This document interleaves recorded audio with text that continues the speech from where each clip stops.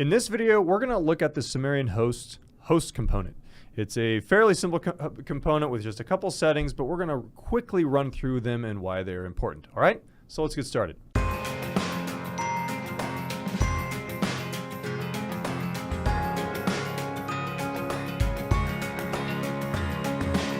right, I'm in my scene that I created in the last video, and I have Maya Hoodie loaded into my scene. If I select Maya Hoodie, you'll notice over here in the inspector panel is the host component.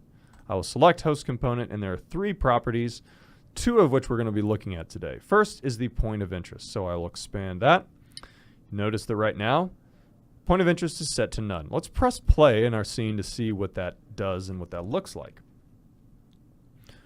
All right, great. So my host is playing, or the scene is playing, and my host is somewhat animated. You notice that there's some movement in the arms and some breathing. She's blinking, but she's also just kind of like looking blankly ahead. So it looks a little unrealistic because most people don't just stare straight ahead.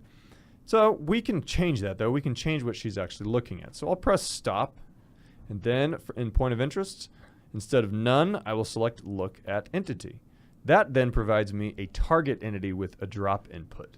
Let's add a random entity. So I'm going to select a box, and I'm going to just put this box, drag it up in front and over to the side, something like that.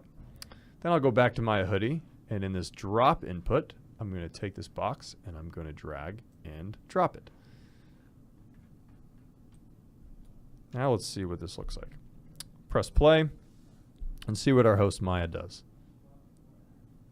All right, now she's just staring at the box. And it kind of looks like she's looking low at the box, but really she's looking at the very center of the box. Wherever the point of origin or the center point of an entity is, that is where the host is going to have their point of interest fixed. Now, if I want to see how she can respond to movements of this entity, I can move this entity by going click to live edit over here in the inspector panel, select my box, and I'll go to transform, and I'll just change and scrub some values. And notice how her head is following along. She's actually following the movement of it, looks up, looks down. All right, so that is what point of interest is. I'm going to click stop. Some other options would be to, let's go back to my hoodie again. Instead of the box, having one of the default lights. So the default lights is I'll just take one of the directionals and drop that in there. Press play. And she's now staring up at one of the lights, which is, you know, somewhere up here. Which is great, I suppose.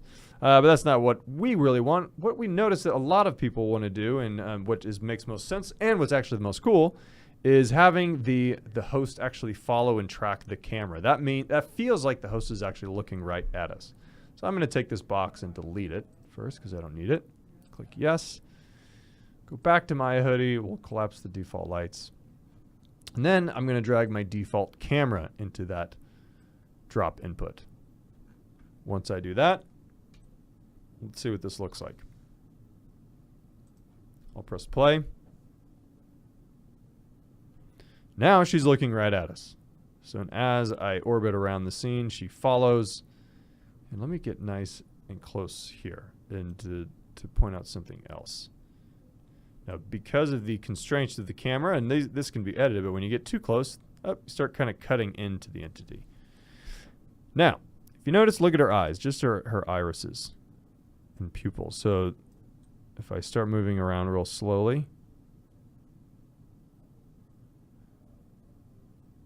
her eyes are actually just following me. But then the more I move, her head starts following me as well. So the way these hosts are constructed and created make for a pretty lifelike and interactive experience. And so it's not real creepy. It doesn't feel like it's out of some horror movie or anything. It actually feels like a real person looking at you, and the movements are very natural, which is the point. All right, so that works for point of interest. I'm going to go ahead and leave it. I'll stop, and I'll leave the point of interest set as the default camera. Makes most sense. Nextly, let's just talk about the animated using speech component. So this has to do with speeches, which we will get much more into in the next video. But there are a few things we just talk through. Lip sync and gestures, these are checked by default. I would encourage you to do the same. That allows you to make sure that they are going to lip sync along to the speech. So if you uncheck lip sync, then they would just keep their mouth shut. Not as cool. So we will leave lip sync and gestures. Gestures are the movements that they make that you can make commands in your speech to fire different gestures. We'll look at that in the next video. Then there is gesture hold time and minimum gesture period. This has to do with the length, the maximum length of a gesture and the minimum gesture period in between gestures. So the least amount of time between gestures for them to fire consecutive gestures. Now, by default, this is set to 10. I think it makes more sense to set this to 1 because 10 is a very long time to hold a gesture. So if our host says hello and waves, then she's going to hold that wave for 10 seconds. It's a long time, feels a lot longer than you would expect. So I like to bring this down to 1, and I'll leave minimum gesture period at 0.1. Now in one of our tutorials, I believe it says to make this 5 or 10. Again, I would recommend starting with 1.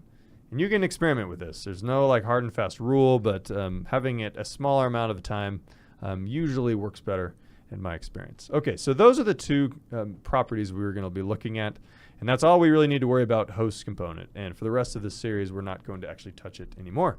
All right, in the next video,